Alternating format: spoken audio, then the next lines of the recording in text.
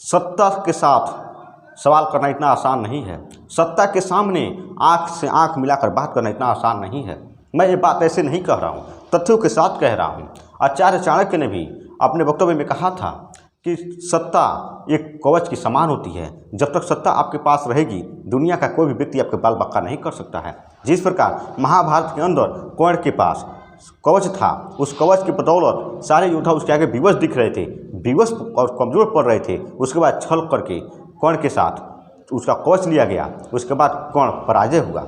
ठीक उसी प्रकार भारत के अंदर भारत का जो सत्ता है, भारत की जो राजनीति है, वह एक सुरक्षा कवच की काम करती है।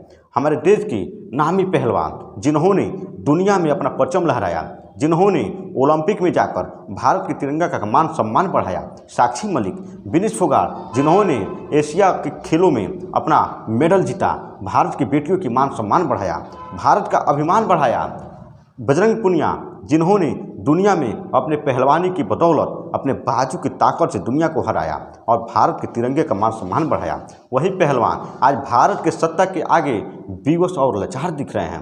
पिछले एक हफ्ते से जंतर मंतर पर बजरंग पुनिया, साक्षी मलिक, विनेश फोगाट जैसे 35 पहलवान धरना पे बैठे हुए हैं। जानते हैं क्यों? क्योंकि भारत के अंदर सक्रिय एक सांसद बृजभूषण सिंह, नाम आपने सुना ही होगा, भारत के में कुश्ती संघ के अध्यक्ष है, फेडरेशन का अध्यक्ष है वह व्यक्ति।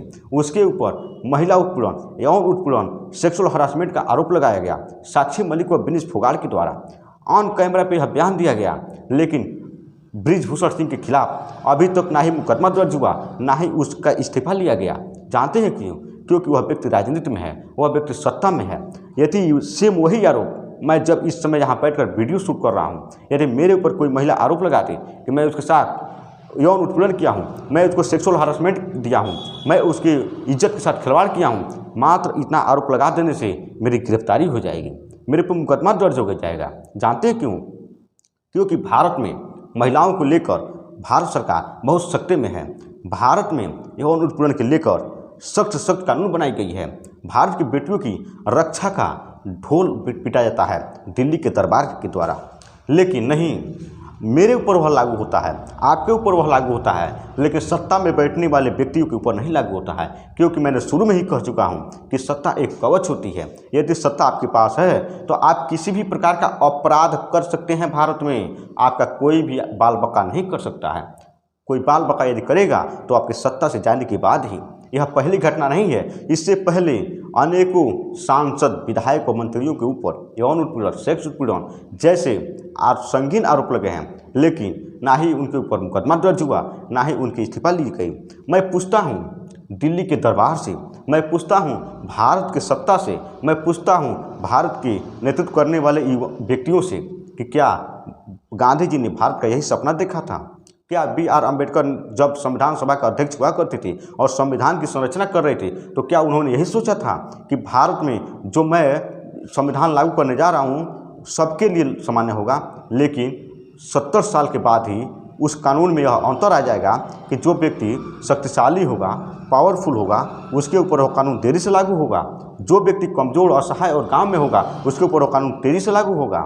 यही सच दिख रहा है आज कि आज जब एक सत्ता में बैठे बृजभूषण सिंह सांसद के ऊपर सेक्सुअल आरोप लगता है, यौन उत्पीड़न का आरोप लगता है, वह भी आम व्यक्ति के द्वारा नहीं, देश की नामी पहलवानों के द्वारा। साक्षी मलिक जिन्होंने ओलंपिक मेडलिस्ट रही है, विनेश फोगाट, बजरंग पुनिया जैसे महान खिलाड़ियों के साथ, वही खिलाड़ी जिस समय ओलंपिक में अपना मेडल जीत कर लेकर आए थे, यही सत्ता में बैठने वाले व्यक्ति उनकी पीठ थपथपाए थे, उनकी प्रशंसा में उनकी सांसें थम जाती थी, उनकी प्रशंसा करते करते उनकी मतलब क्या बताएं, इतनी प्रशंसा कर रहे थे। लेकिन आज वही लड़कियां जब अपनी समस्या, अपने दिल की दर्द को जब बयां करने लगी तो वही लड़कियां गलत हो गई। बृजभूषण सिंह का मैंने बयान देखा, उन्होंने कहा कि यह लड़कियां या यह पहलवान अब मेडल लाने वाले नहीं हैं, इसलिए मेरे ऊपर गलत आरोप लगा रहे हैं। मैं पूछ रहा हूँ कि क्या जिस दिन वह लड़कियां मेडल लेकर आईं तब वह ठीक थी? भारत की बेटियां थी, भारत की मान सम्मान बढ़ा रही थी, तिरंगे के अभिमान बढ़ा रही थी, और आज वही अपनी पीड़ा जब सामने कहने लगी, कैमरा पे आकर बयान देने लगी, तो वह लड़की गलत हो गई, वह पहलवान गलत हो गए। आप तो यही बात कर रहे हैं मंत्री जी, विधायक जी, सांसद जी, आप यही बात कर रहे हैं कि किसी भी चीज़ को यूज कर लो, यूज करने के बाद उसको रिजेक्ट कर दो, बिक दो। लेकिन नहीं, ऐसा नहीं होगा, क्योंकि मेरे देश के पहलवान हैं, ओलंपिक में मेडल लाए हैं, वह इतिहास में दर्ज है उनके नाम।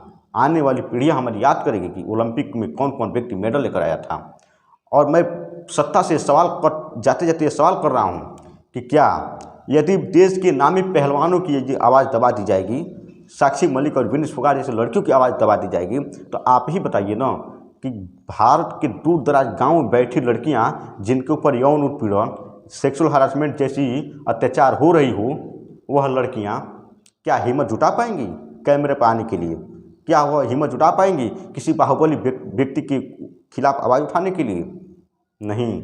यदि इन पहलवानों के साथ न्याय नहीं हुआ, यदि बृजभूषण सिंह के ऊपर मुकदमा दर्ज नहीं हुआ, तो फिर हमारे संविधान और हमारे कानून की खिलवाड़ और धज्जियां उड़ाई जा रही है। और आने वाले समय में भारत के अंदर लड़कियों के ऊपर यौन उत्पीड़न की घटनाएं बढ़ेगी और उसको कोई रोक नहीं सकता है। इसलिए मेरे सत्ता से निवेदन है कि आप इस मसले को गंभीरता से लें और सख्त कार्रवाई करें माननीय सांसद जी पर।